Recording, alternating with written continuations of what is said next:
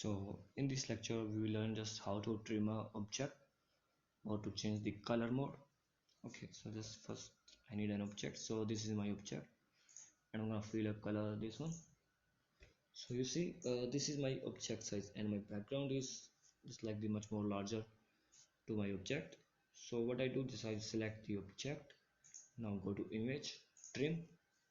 I'll select all this way and you can select either top pixel and the bottom one.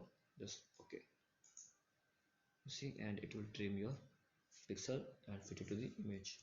Okay, when I just delete, I just make it reverse, delete this layer and image, trim. Now use the transparent pixels and it will trim your object like this.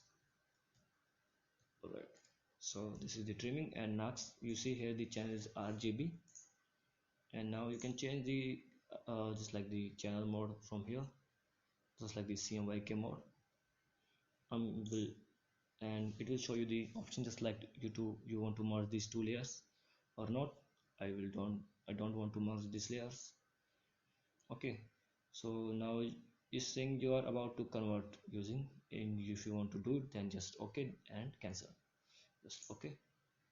And now it just converted the whole just like the project into the CMYK mode. Here you see the CMYK and the channels, you can see the CMYK channels. So just like this you can change the modes and you can trim any object, okay, using this trim method. And the one thing more is just like the rasterize, and you can change the just like the auto tone and the auto contrast part. Okay, it will actually it's the come with the predefined values of the adjustment these layers, then it will make it the predefined, and just control Z to make it reverse.